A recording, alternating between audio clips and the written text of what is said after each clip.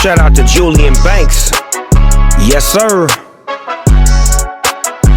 And I am Big Snoop Dogg.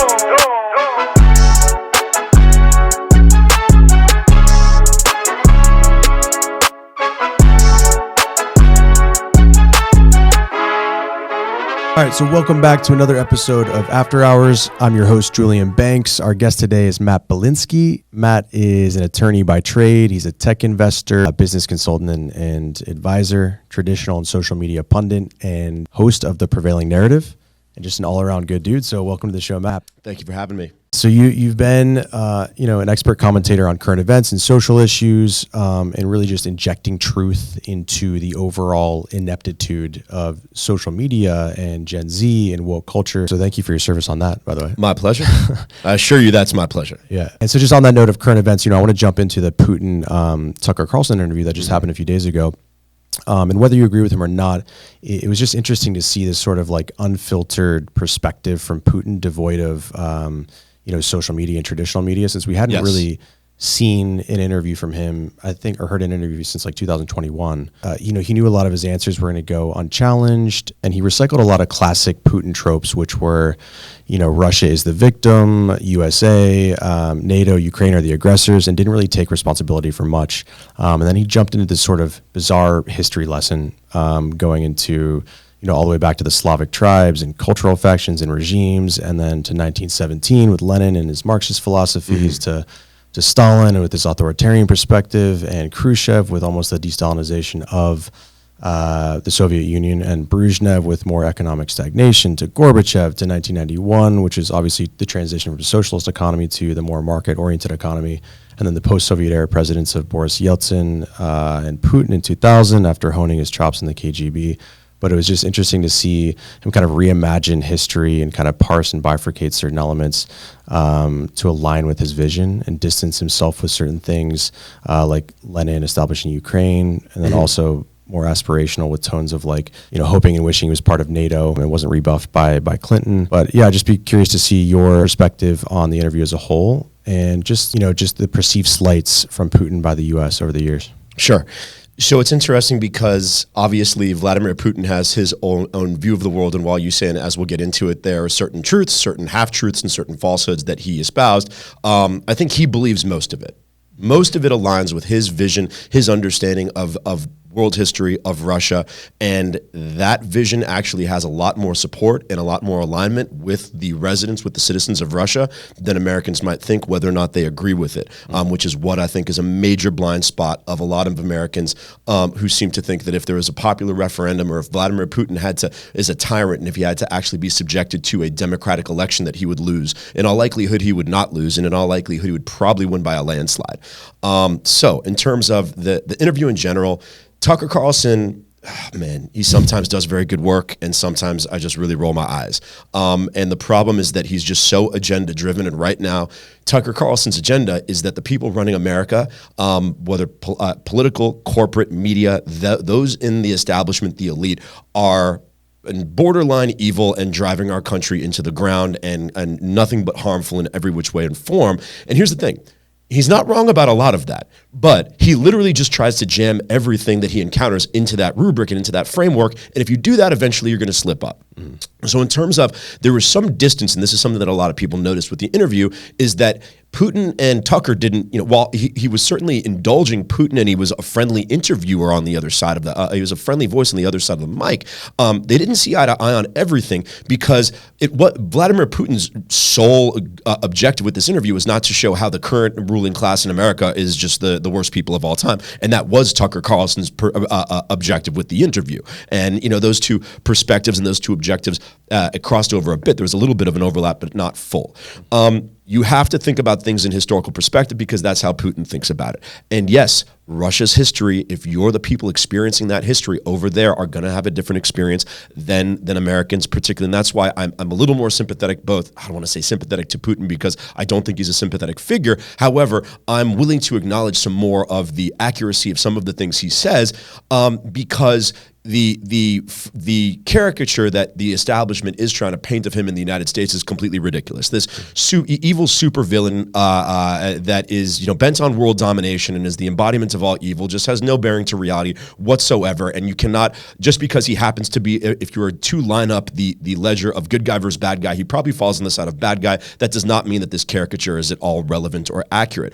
And so when he says that, he makes some accurate points about history. If you look at even hostile historians who were commenting on his speech afterwards, were willing to acknowledge some of what he said about the Bolsheviks being responsible for the carving up of the eastern provinces and republics, the Ukraine and some of those other republics that eventually were broken off or segmented from Russia after the fall of the USSR. Even some of those historians that were hostile will acknowledge some of the veracity of what he said, although they said that it's more an issue that's up for discussion as opposed to he was 100% right. If you're looking at perspectives on democracy, Russia has 9 years of experience in democracy in its history. The rest of its entire history, it was under the thumb of some sort of authoritarian or tyrannical ruler, and the 9 years of democracy did not go well. The 9 years of democracy, the taste in their mouth from the democratic experiment is not good, and I don't blame them for being skeptical of it. The economy was plundered; it was absolute chaos. You can make the argument that it was going to take more time for to shift from a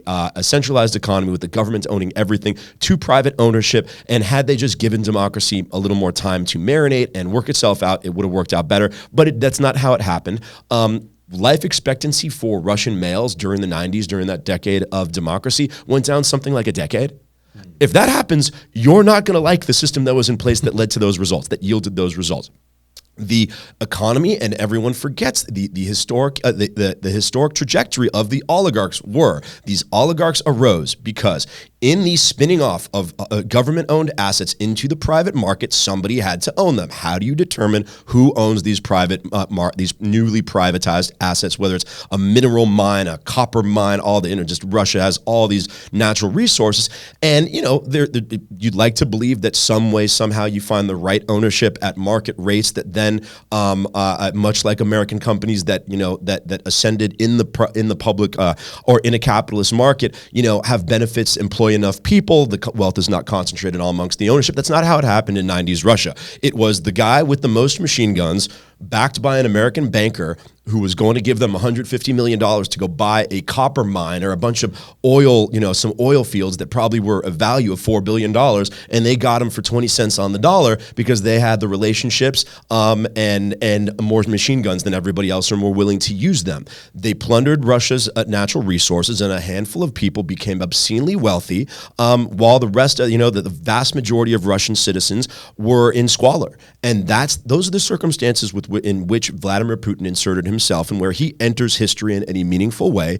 And he improved the conditions. Here's the thing. We could all look at what Vladimir Putin's Russia presents as opposed to, Joe Biden's America or Barack Obama's America or Donald Trump's America, and clearly say we prefer this. However, if you're Russians and you're looking at Vladimir Putin's 1999 to 2024 Russia versus Yeltsin and the democratic experiment 1991 to 1999, it's no contest. Mm-hmm. That's why they mostly support Putin, despite what we look at the way that he operates and we think there's no way anyone could support him. But if your experience is the Russian experience, it's a different story. So all of that played out in the interview. And you, like I said, you can, see a lot of things that are justifiable or not completely crazy based on the Russian experience, and a number of things that he said that were true. I do believe in him saying that he has no expansion intentions beyond the Ukraine. I don't think it's because he's such a nice guy. He's such a benevolent, tender, loving individual. It's because he knows that he just does not have the capability or the resources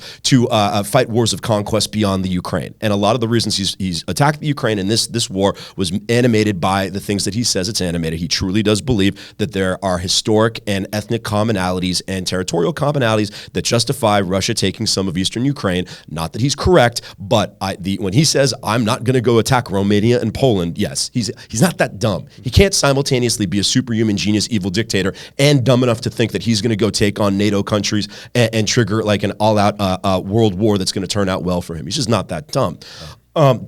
Then a variety of aspects where he is taking a kernel of truth and then exaggerating it in a very self-serving manner. For instance, with the the history of Nazis in the Ukraine.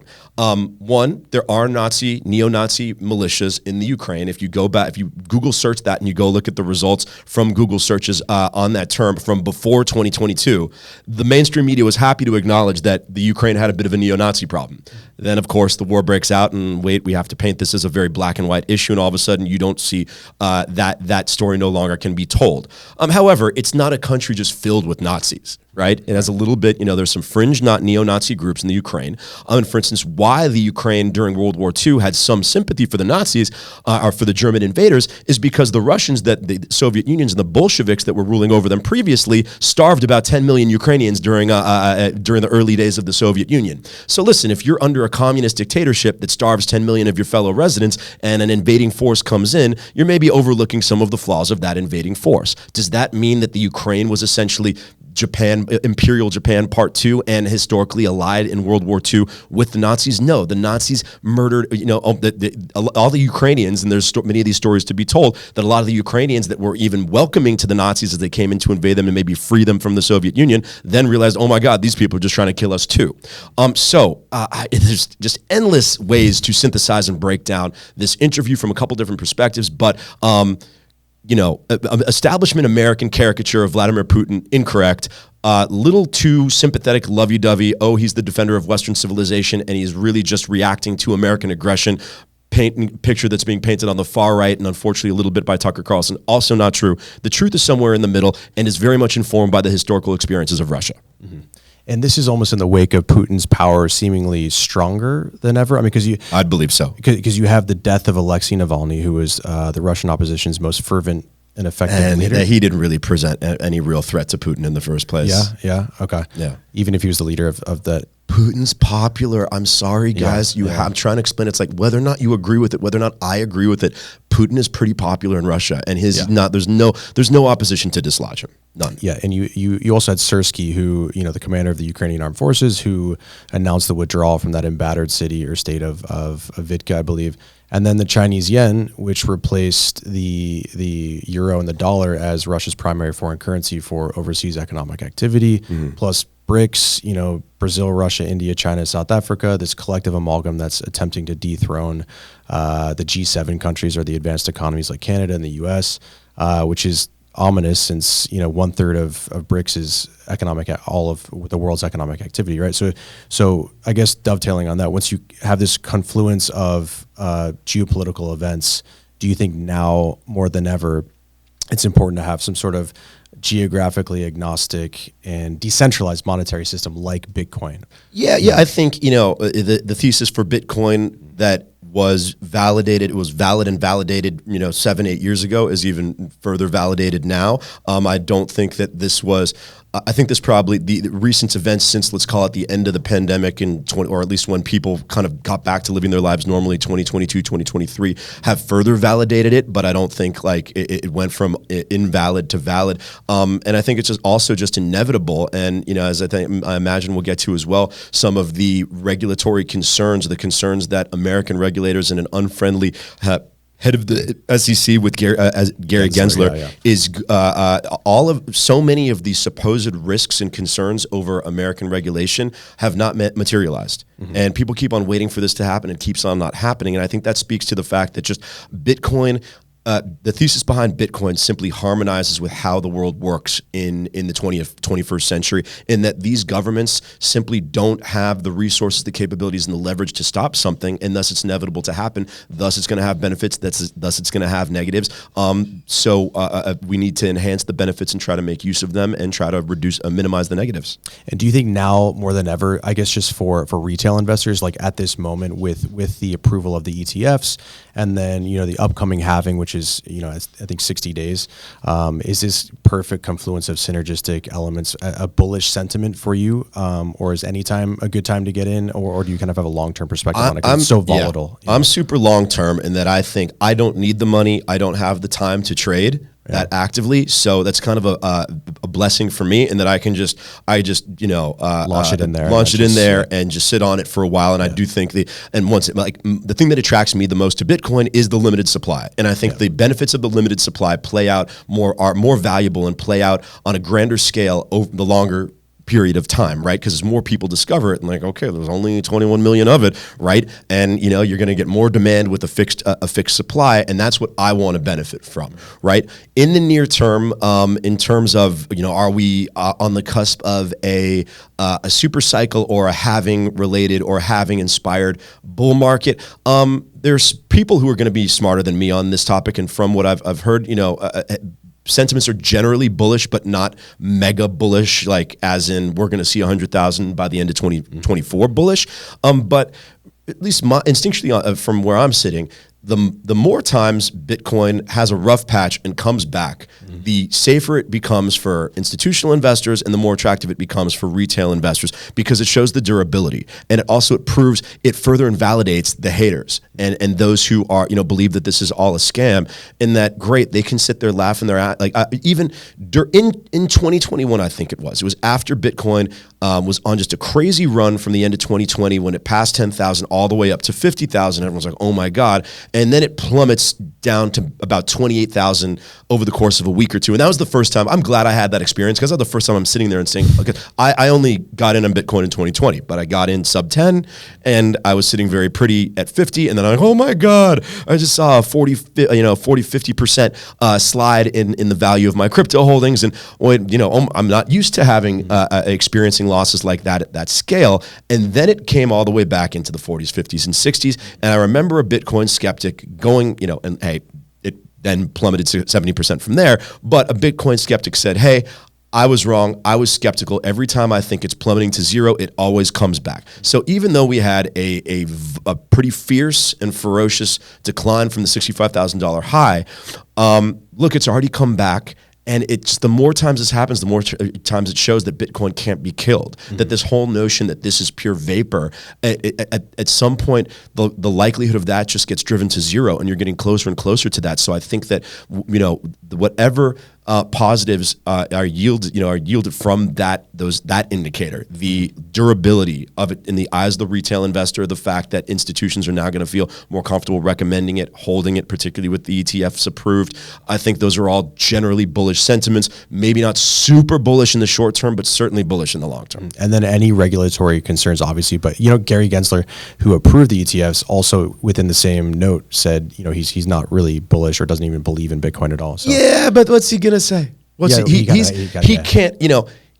He's built a reputation as an old economy guy who's not really going to be a champion. He's branded himself. He's an old economy guy. He's going to be on the side of the skeptics, and he's going to reluctantly do anything. Look, he even admitted he tried to bring all these cases, and one of the reasons he said he approved the ETF, he's like, listen, it's just inevitable.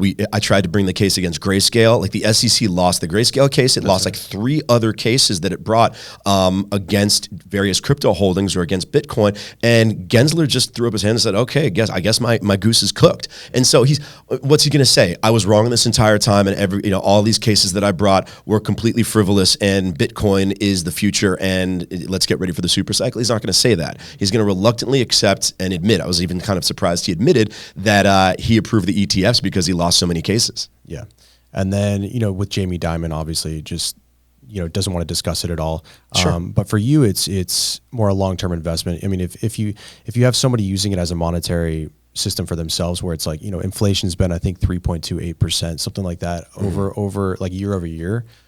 So I don't really notice the difference year over year, but if you're putting it into Bitcoin, you could lose 20% the next day. So it's kind of weird for the everyday person to put it. Nobody's put more skin in the game than Michael Saylor. And he said, Michael Saylor says, listen, he says that what motivates me, animates our strategy on Bitcoin is that we can withstand the short-term volatility for higher returns in the long run. And I believe in that. I put money in that I do not need anytime in the next couple of years. And if we're sitting at 20,000, when we were sitting at 20,000 not that long ago, sure, I was not happy about it, but did not really affect my personal finances at all. And in 3, 4, 5 years, if it happens to be at anywhere from even as low as 70,000 to as high as, 300,000, I can deal with the short-term volatility in the meantime, and it doesn't affect me at all. That's my perspective. I know that's not everybody's perspective, but I feel with that perspective, I feel pretty good about it. But for this to be an everyday currency, it needs to stabilize, right? It needs to, Do you I think don't see it as I see it as liquid. I see it as see it digital more as- gold. okay. I see it as digital gold. It's a commodity that it's a fixed supply commodity that can store value and increase in value based on demand. That's how I picture it. The only country to make it legal tender, El Salvador. Same in terms of validation. People were laughing at El Salvador. Generally, a lot of skeptics about Nayib Bukele. I apologize, because I love that guy and I can't believe I mispronounced his name.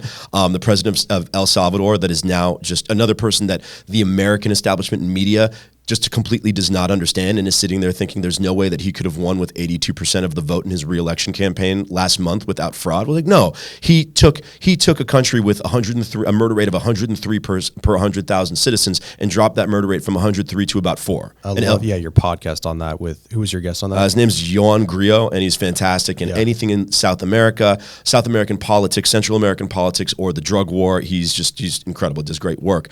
And same thing as they were skeptical of his Bukele's approach towards criminal justice and safety. He validated that. He decides to go put a bunch of treasury, El Salvadorian treasury holdings in Bitcoin. They're down 30-40%, and everybody's dancing on his grave and laughing at him. And now he's up 20% on that. And that's the best return the central government was going to get on that money. And the more times someone does something contrarian like that, gets laughed at and then validated, the better is the long-term case for these assets and for this ecosystem. I've similarly in talking to the smartest people I know who are at the forefront of knowledge and activity in this space, they're not anticipating adoption of Bitcoin as legal tender from any other major countries like a Turkey, Russia, or Brazil anytime soon.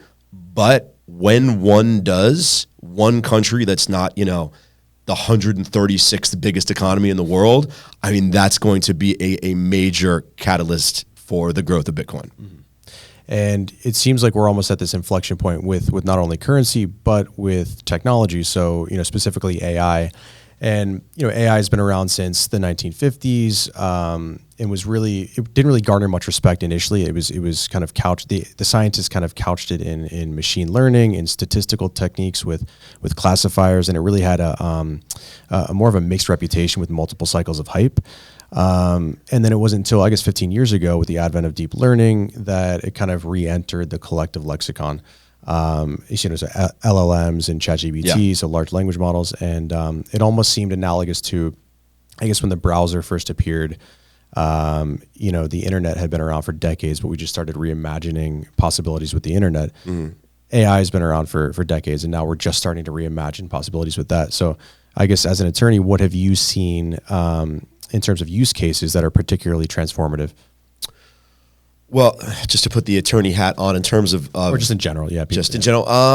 Listen, the text to video or text to graphic generators where you can input a request and outcomes, just the type of thing that you see other people getting quoted $160,000 on SOWs of development deals for. I mean, that's transformative. I've already talking with creative agencies, branding agencies. Unfortunately, some clients of mine that really have to reimagine their business.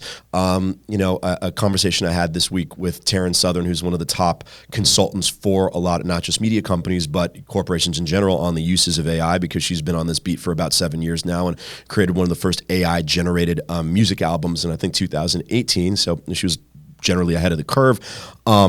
She's describing how you're going to be able to create a feature-length film strictly out of AI capabilities within 18 months. Will we be seeing those movies on Netflix or released in theaters in 18 months? I maybe think there's a longer horizon for that. But shorter content that is more that is more replaceable, that's not the analog to a $120 million animated movie. I think you're going to see that being disrupted, really quickly. Also, music, and we know in music people like to lip sync. That's how TikTok took off, right? It was Musically originally. One feature that I saw is fans being able to create their own albums with them singing with their voice, but replicating the voice of their favorite music artists. Drake, yeah, they can go create a Drake album or a Selena Gomez album or God knows what just in their living room. I mean, not my cup of tea, not what I'd be spending my time on, but that's going to be super transformative. So that's some of the interesting stuff. And from the attorney perspective, where you start to see IP concerns, you're already seeing it right now. Big lawsuit that came down last week, Andrew Huberman. And this is where this is the most fertile legal battlegrounds is going to be about celebrity endorsements, because people keep on using AI to generate fake or manipulated celebrity endorsements from people who did not grant the right to use their publicity rights, and you're going to see a lot of lawsuits about that. I mean, I guess just in terms of like social media stars too, like now you're having AI avatars that can replicate them, and ChatGPT can write the scripts. And then have you seen Sora, the ChatGPT's new film? Yeah.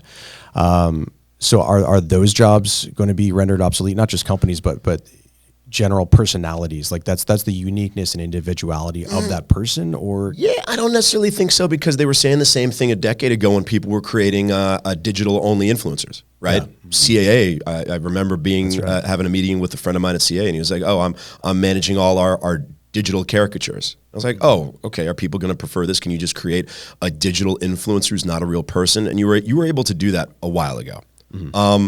So for I do not think influencers are going to get displaced. In fact, AI is just going to, for someone who's already built a following and a dedicated following, I think it's only additive, because now you're seeing the features. It's cutting out a lot of the administrative work, and it's cutting out a lot of the influencer to audience or fan communication. And what you're seeing a lot of people do is creating these AI generated avatars for influencers that fans want to gravitate towards, that are either if it's a hospitality or restaurant or a food influencer, they're giving out restaurant recommendations, right? That are ChatGPT, that are crafted by ChatGPT. See a lot more than a couple companies right now are experimenting with how to OnlyFans. Hey, you want to? I saw that. Yeah. Well, it could be something that's a little raunchier and more in the adult world, like OnlyFans, or just any chat. Fans want to chat with their favorite influencers, and if they're chatting with an AI avatar that's giving AI generated answers, or the real person, like once again, you or I might care. A lot of people are gonna be none the wiser. Yeah, exactly. So I mean, do you think this will be? I guess it will. Yeah, like partition between using AI as this additive tool versus for the more, I guess, capable, proficient, and intelligent, versus a shortcut to thought for a lot of the less of it. So it's because I feel like in the future now it's going to be only like 2% of academia that are able to be discern between like a quality piece of literature as opposed to something that's just rooted in bromides and unoriginal trite thoughts. I think it's going to take a little longer to get there than people might think, right? What the world looks like 10 years from now in terms of that, hard to project, because people, same thing as I was saying, like certain of these functions were already available. And that I think that there's still, but you see this across a lot of different industries. Technology was supposed to replace real estate brokers 100 times. The amount, there's been over probably $1 billion in venture capital money incinerated trying to disrupt or displace real estate brokers, yet people are still using them, right? And if you ask a real estate broker, they're saying, listen, people still want a human touch, and they need to be able to use a human being with human-to-human communication to close a deal they otherwise cannot close by themselves. I don't think every situation is entirely analogous to that, but gravitating or having rapport and embracing human figures and wanting more of a genuine connection can be enhanced. It can be shortcutted. I don't think it can necessarily be replaced. Mm-hmm. Yeah, I mean, I just watched that 60-minute interview with just about Bard they were going through, which is now Gemini. Yeah, no, we can get it. I know you're chomping at the bit about that. But it was just interesting to see like how he was like, he was just astonished that, he was like, we can create 1,000 books in the same time it took for Ernest Hemingway to create one. And I was like, is that really an achievement on that part? For sure on the collective output, but on like originality and uniqueness. I guess like when you look at artists, that's what makes them, creative and authentic, is looking at someone, all the way back to Mozart and, Bach and Beethoven up to even Kurt Cobain, where it's like the the struggle and pain that he went through to create this kind of tapestry of sound can now just be, plugged in. So you're not going to get that same experience, I guess. But yeah, once again, you can look at recent history from Web 1.0 and Web 2.0, and those are instructive, right? The theatrical film has not been entirely displaced. People still watch movies. I certainly think I don't think there's any counter argument to the one that the quality of feature-length films has gone down since we've democratized video. Everyone forgets the internet didn't work fast enough, even as late as 2009, 2010, for a lot of video and photographic content to be consumed. Okay, as late as Mark Cuban was ahead of the game on a few investments in 2004 and 2005, and the Mark Cuban's argument was that hey, the quality of online video, it still goes too slow, and the quality is not there, so I'm going to invest in non-online video assets. That was a good idea for about 7 years, because even as late as, like I said, 2011, 2012, it took a fucking while for those videos to load, right? Everyone forgets. Instagram really only took off 2012, okay? Right, yeah. So this is newer than we think. So the having this volume of video and photographic content out there is really only about a decade old, but slowly but surely it is, the quality of more traditional video, i.e., network television and feature-length film has deteriorated. But it's still there, right? So I think you're going to see something similar with the various ways that AI-produced content is going to displace traditional forms, in that there's going to be a broader ecosystem. It's going to impact it, but I still think there's going to, just as you've seen a contraction in the market for literature over the past 20 years, you're going to see a continued contraction over the next 10 to 15, but it's still going to be there. And I guess, back to Gemini, which they just released this fucking disaster, which in terms of like identitarianism versus universalism with DEI in the workplace, that's now being infected in AI. Yes. So we have like Gemini, which is ChatGPT's competitor. You can generate photos, even historical figures, based off of a different race. The diversity reimagining of all historical events. Right. And then anything that could yield an answer that might offend a bromide or an orthodoxy of diversity, equity, and inclusion gets some sort of warning and lecture and scold, like it's your kindergarten teacher or the worst school marm you've ever heard telling you to be nicer, speaking to you like you're a 5-year-old. Nate Silver, I think, has been great commenting on this topic, and said, I think this is the first piece of technology that's the main result is that it makes its users want to punch it.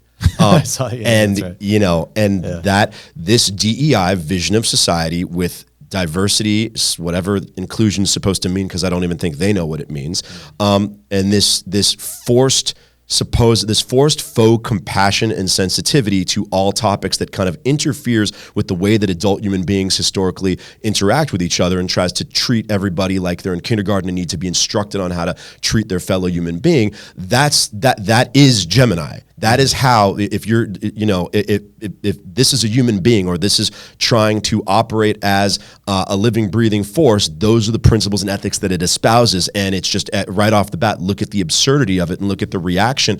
And I think this, it's a little just odd to me, not odd to me, but it's funny to me that this is what I've been saying about the kind of woke vision of the universe and DEI principles this entire time. And it took the absurdities of Google's AI product and just sticking it in everybody's face for everybody to look and says, like, okay, wait a second. It's not just a meme here and there that it's funny that someone reimagines Netflix doing a George Washington documentary with George Washington being like Indian, right?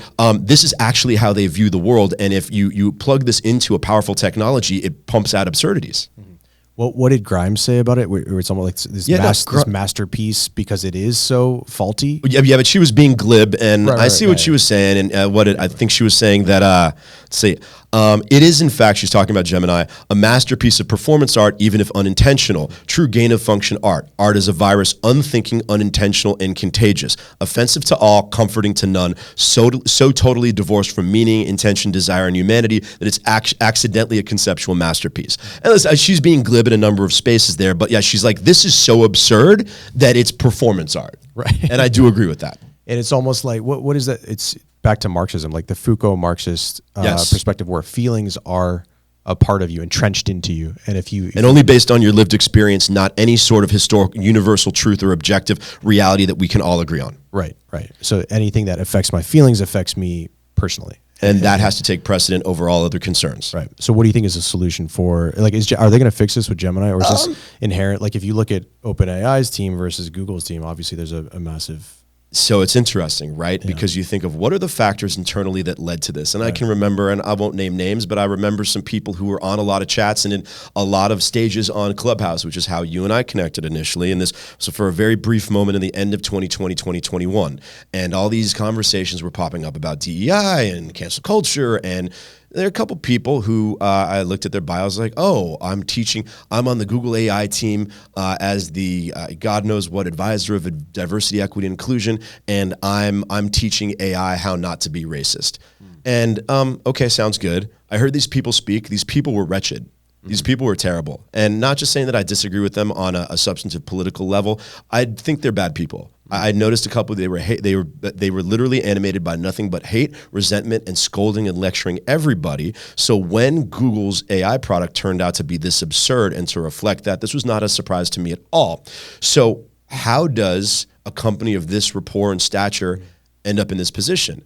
That the internal culture has to support this and get to this point without any internal corrective, any natural corrective saying, hey, we might have to go to a couple of these people that we've told were the saviors of the company, who are going to make our company so ethical and not racist, and we're going to save the world, and realize this was, we completely fucked this up. You guys have no place here, and your vision of the world is not the vision that we want to thread through our products. This might have been a big enough faceplant from Google that they'll go ahead and do that. I guess we'll have to see from a couple people I've spoken to who do know some of the higher ups at Google. And this is kind of a similar thing to like the Bud Light controversy, in that the CEO doesn't even know this is going on.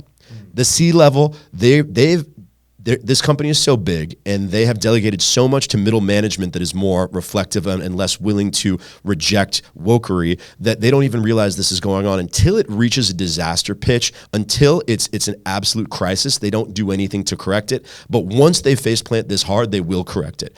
Can it be corrected? Yes, because one of the things that has been the most embarrassing for them is people are just literally side-by-siding ChatGPT answers and Gemini answers, and one is completely sensible and useful, and the other one's the most absurd, woke bullshit you've ever seen in your life. Oh, what was the one you just posted? I think it was about like the conversation around the anniversary of the founding of the Nazi Party, and like ChatGPT gives like some fairly useful historical information and context to it, and then the Gemini is like, I understand why you might be aggrieved at the Nazis, but I really caution you to not have ill will at anybody. It was like, shut the fuck up. Yeah, for the feelings that it could hurt. Yeah, you little kindergarten teacher lecturing everybody. But that's the Google AI diversity inclusion people that I experienced on Clubhouse. Yeah. That's the way these people were. Yeah. And then if you get every once in a while, you'll get an internal whistleblower or an anonymous source being like, yeah, we now, our meetings, our all hands meetings, our weeklies, our stand-ups are all half about this stuff, and it's just us having to listen to the most worthless, miserable people drone on about these issues nonstop. So you don't think this was a top-down thing from Larry and Sergey? This was C-level mid-management? I think mid-management at these companies it's a problem. It's ruining society. I mean, you see it over and over again. And every once in a while you get a CEO like a Brian Armstrong who just says, okay, I'm putting a stop to this right now. And any middle manager who is 33, 12 years removed from a millennial or, upper Gen Z college campus experience and thinks that they need to use our company to insert a new operating system of morals and ethics into society, go do that somewhere else. But that's going to happen more often because now CEOs are becoming empowered, and they're realizing that this might result in the type of embarrassment that Google's had over the last 72 hours. Yeah, it's crazy. So we have we have Bitcoin challenging traditional finance, we have AI reshaping industries, and we have social media now, obviously transforming the daily narrative. So how are all these elements together going to kind of affect the upcoming, the global landscape, but also the upcoming election? Sure. Elon cannot understate how powerful social media is in establishing and crafting narratives in the public discourse around politics, business, culture, what have you. I think, listen, what are we, maybe are we 18 months into Elon, or less than that, Elon at Twitter. it's no coincidence that you're finally seeing the cultural backlash to wokery that people have been expecting to come for a decade over the last about 12 months with Elon operating Twitter. That has been a completely transformative event for American communication and what the preferred narratives that are that can be generated by media and surrounding people in the media ecosystem. You can't understate that. Okay, it is that powerful.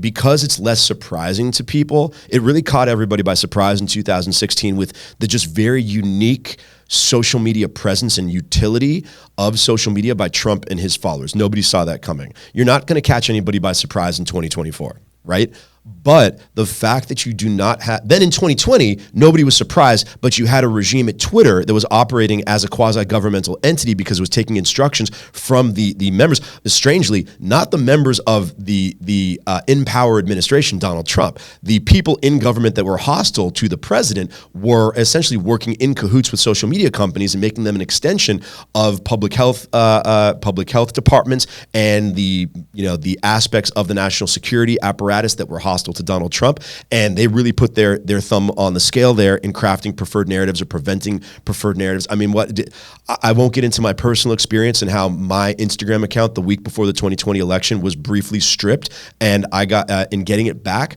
I got to see what was going on internally in Facebook, and essentially Facebook nuking or suspending or disabling any account that even mentioned anything close to Hunter Biden. Beyond belief. They just block you? Oh, okay. All right, let's see if I can get. I'll give this story real quick. All right. A week before the 2020 October, they released this story. The New York Post released the story. In fact, a friend of mine, John Levine, and a guy that I've had on my podcast a couple times, John Levine of the New York Post, releases this story about the Hunter Biden laptop.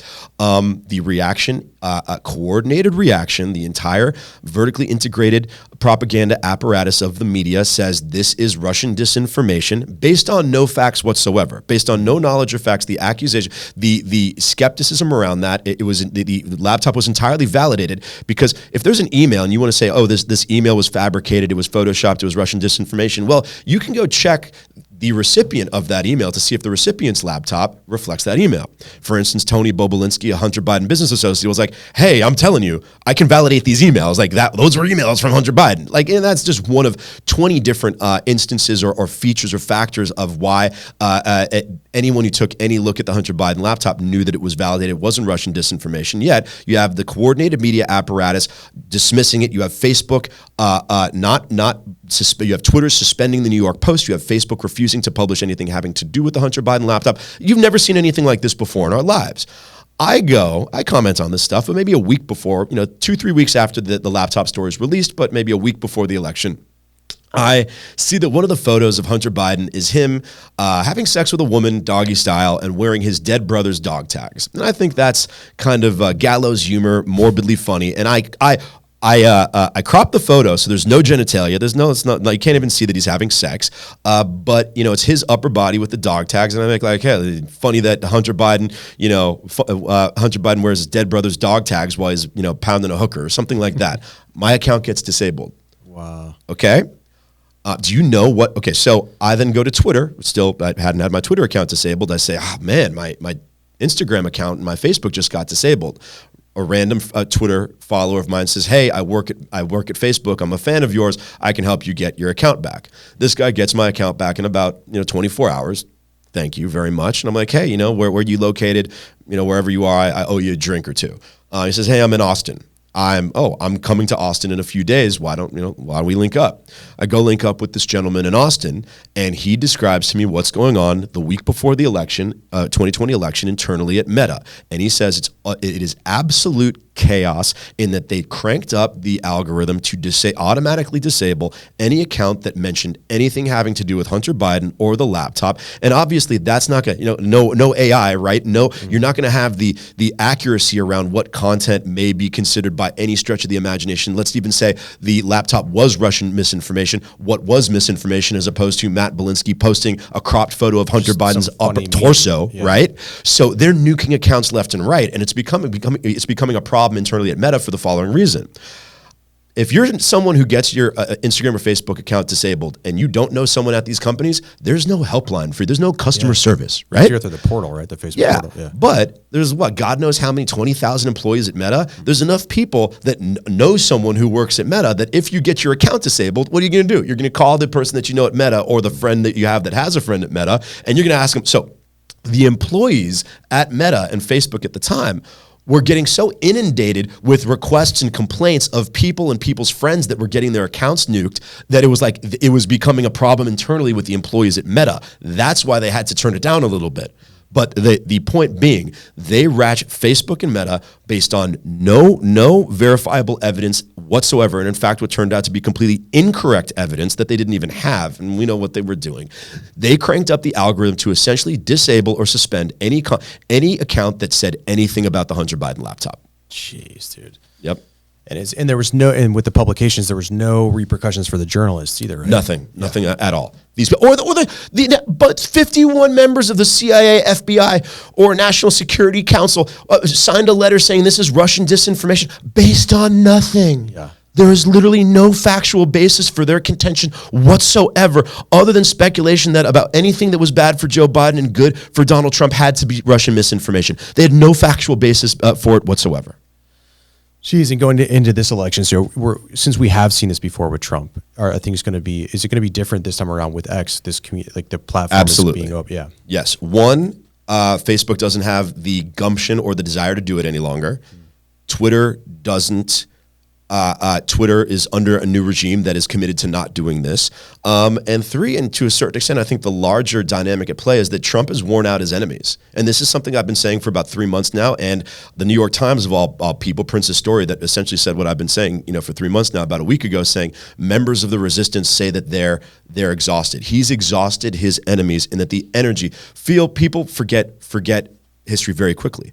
Remember, even before 2020, the energy, the political energy and venom in the United States around Trump, whether for or against, was just vicious. The temperature was so high. Once again, I'm not even commenting on whether or not I agree or disagree. I'm just saying, like, the hostility and the energy in opposing Trump or supporting him was far greater than it is right now. So Facebook is only, like, Zuckerberg doesn't want to do this shit. He'll do it because he thinks he has to. So without that energy around kind of forcing a Facebook, a Zuckerberg's hand to motivate him to do this, he's not going to do it.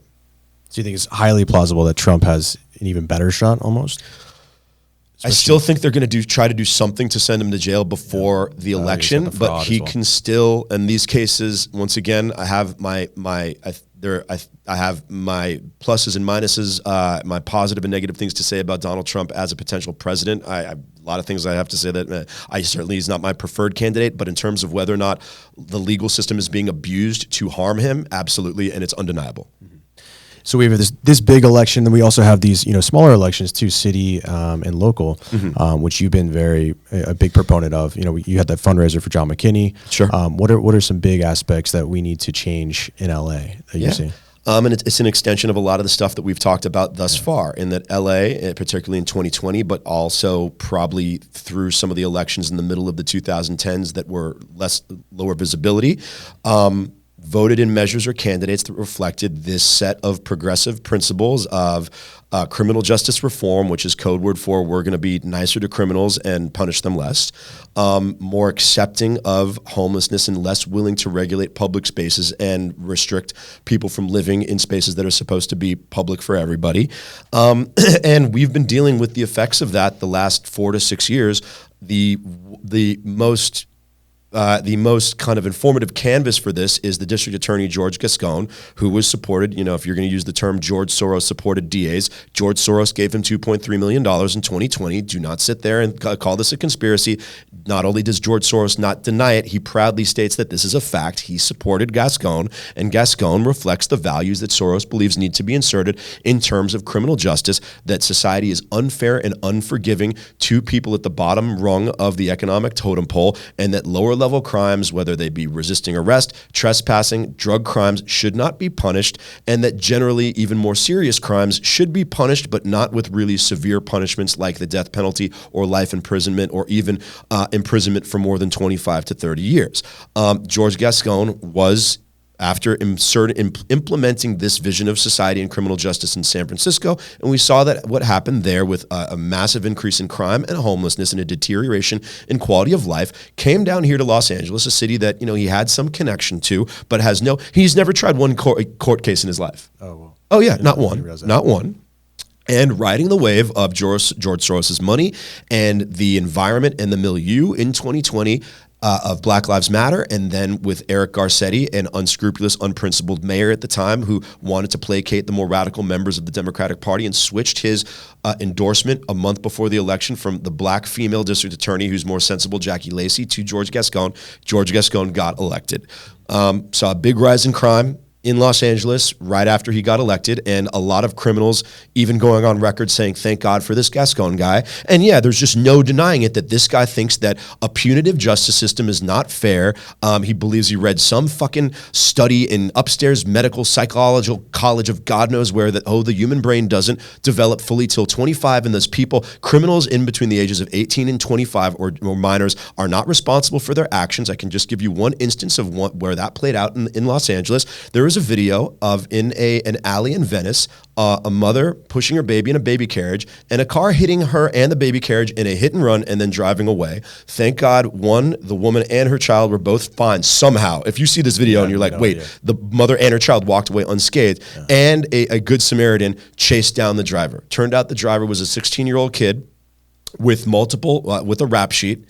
George Gascon sent him to a rehabilitation center for about 4 months. No, I'm not kidding. Not jail, not even juvie. Refused to try him as an adult despite being a multiple times offender and essentially trying to, in cold blood, run away from killing a mother and her baby she was pushing in a carriage. George Gascon gave, I think it was for 4 or 6 months in a rehabilitation unit. And 6 months after he was released, he was shot in the commission of a crime in Fresno. Oh my! That's George Gascon's criminal justice. Yeah. Okay, so we have a referendum, and he's very unpopular. He got through some manipulation and just the fact that it's so difficult to recall a public official in Los Angeles County because there's so many residents and thus you need so many signatures. He escaped a recall by the skin of his teeth, and now there's a record number of challengers challenging him because everyone knows he's vulnerable. A good sign is he polls very light. He does not anywhere between 18 to 28% approval rating because people realize this guy, even in LA, even in a very progressive city, they realize this guy's too much and he's not on the side of the good guys. So we have a record number of a ton of people from the district attorney's office who are like, oh, this is my boss. He's an incompetent and making the city less safe. I need to run against him to displace him, like our good friend John McKinney. And so it's fascinating because only one person's going to make it to that runoff against him as the number 2, and you probably have anywhere from 4 to 6 worthy candidates. The rub here is that probably the front runner, if you had to choose to become a number 2, is a guy named Nathan Hochman. Nathan Hochman might be the only one that George Gascon can defeat.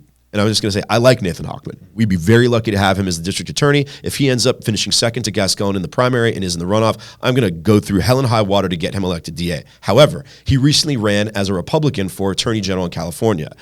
Gascon can use him being a middle-aged white guy who used to be a Republican as ammunition against Nathan Hochman in the general election. Even though I think Nathan Hochman is a very sensible guy, he's not a flamethrower. He's someone's hard to paint as a fiery radical Republican type.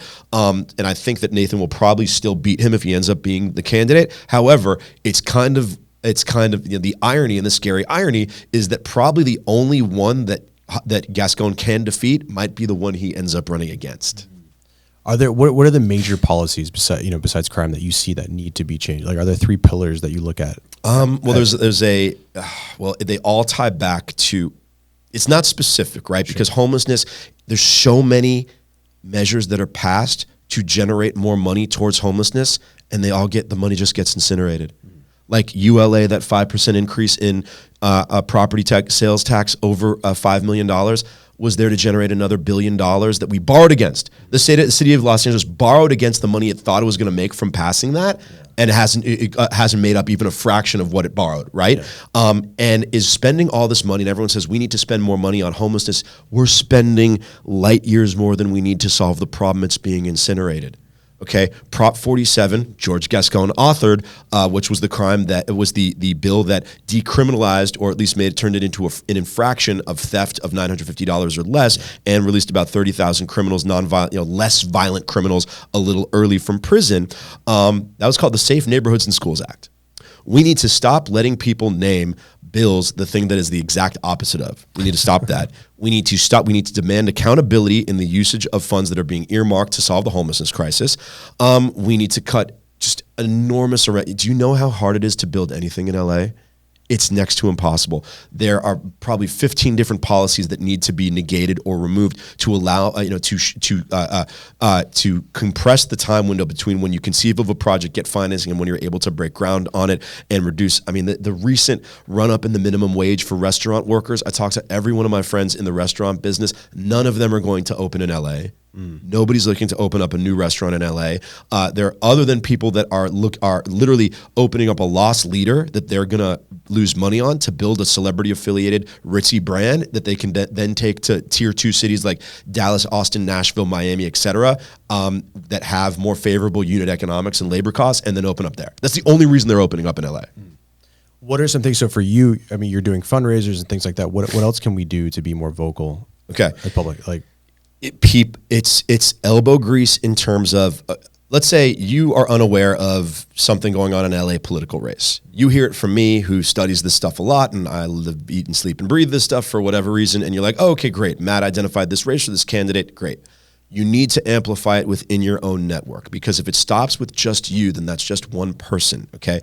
The institutions like the LA Times, and the labor unions and the local Democratic parties, party apparatus, the ones that have the long 30,000 person mailing lists, they're all on the side of the wrong. Okay, they've shifted far left, and they're not going to support the things that any moderate, sensible person is going to support these days. You see that by the LA Times endorsing George Gascon again, despite his 20% approval rating, right? So you need to work your own network. One thing I say, like a lot of young mothers follow me because nobody's more concerned about what's going on in society than young mothers, and they're all in group chats, and they share a lot of my content because that's just how naturally they do it, because they have children and they want to socialize and learn from their friends about one, risks, and two, products or things that they think are helpful in being parents, right? But everybody else needs to do that too. That's one thing you need to do. There's another organization that I'm involved in called Thrive LA. That is finally we've seen some centrist candidates pop up as single candidates, right? Like Rick Caruso. But the problem with that is if you lose, most of that infrastructure disappears, right? And then you have to start from ground zero again. Thrive LA is a political action committee that is there to perpetuate year-round support of the right policies, candidates, and support the right referendum measures and things of that nature. And getting involved there, a lot of good people involved there. A lot of great people, and if we can create a funding, year-round funding mechanism that isn't just popping up in response to acute races or acute issues, but is supporting the right people and the people that share, and the people and ballot measures that share our values year-round, that's going to be very powerful. It's going to be way more powerful than just a good candidate here, a good candidate there. Well, dude, thank you so much for coming on. We definitely need more people like you that are vocal about this. Thank you, sir. Where can we find more about you on the interwebs? Yeah, absolutely. Primarily Instagram and Twitter on socials, MattBilinski. I have a podcast called The Prevailing Narrative, Apple Podcasts, Spotify, wherever you get your podcast, YouTube. And that is it. Love it, dude. Thank you, Matteo. Awesome, man. Thanks for having me on. Appreciate it.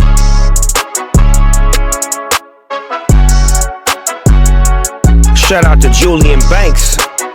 Yes, sir. And I am Big Snoop Dogg.